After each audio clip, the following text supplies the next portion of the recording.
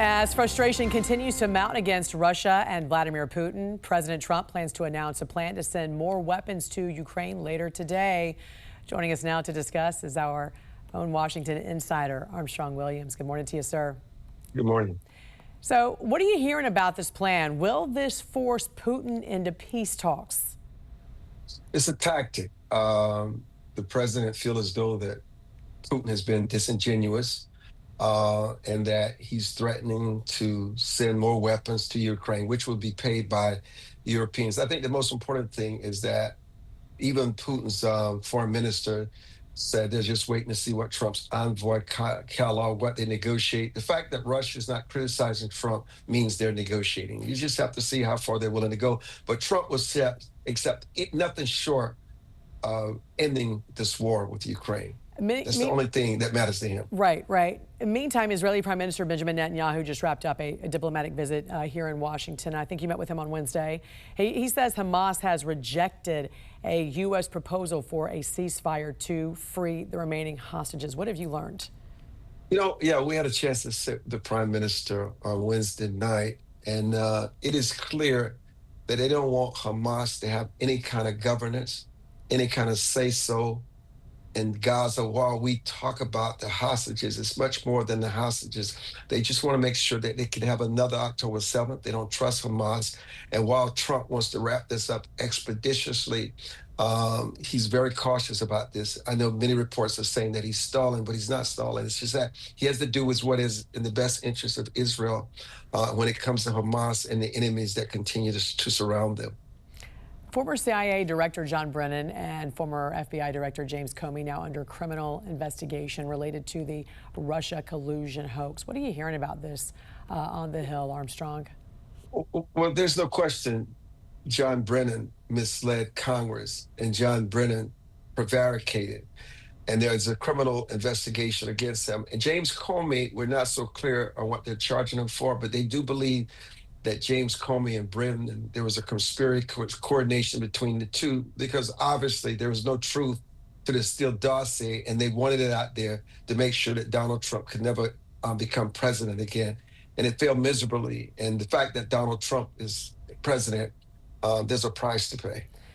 All right, Armstrong, before we let you go, you were honored this past weekend at the Black Conservative Federation Solutions Summit, the largest gathering of conservative minority business entrepreneurs in the country. Congrats to you. I see you're there with Raynard Jackson. Tell us more about the honor you received and the importance of this event and this movement. Well, you have to make contributions to the progress of American blacks in this country.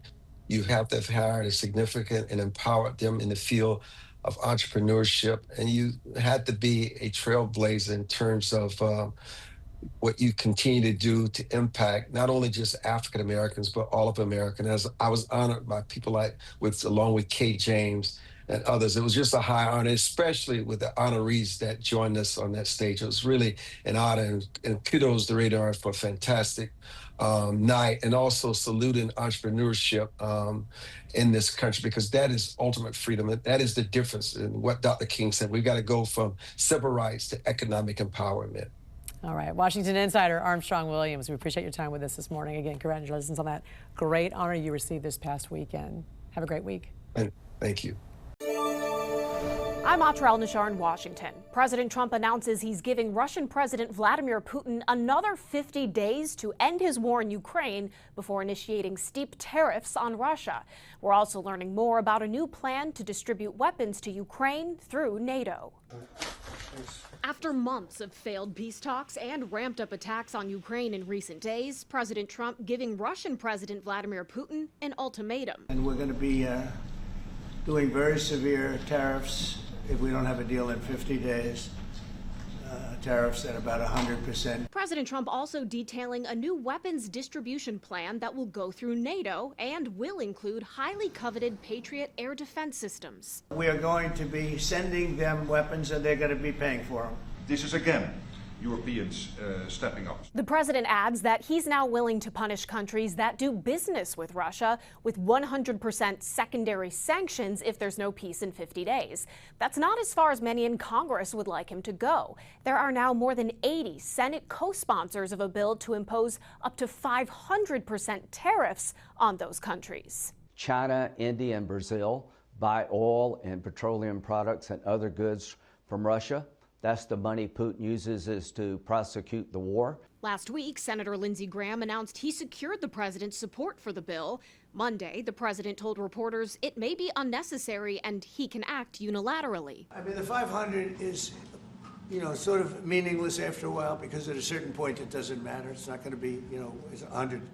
100 is going to serve the same function. Even as the president acknowledges the bloodshed, his 50-day deadline for Putin is at odds with the urgency expressed by many in Congress and European partners watching Russia's deadly summer offensive. And I thought we should have had a deal done a long time ago. But it just keeps going on and on and on. And every night people are dying. Trump called 50 days a very short period of time, but also believes it's enough time for the Russian dictator dead set on his 3+ year invasion to maybe change his mind.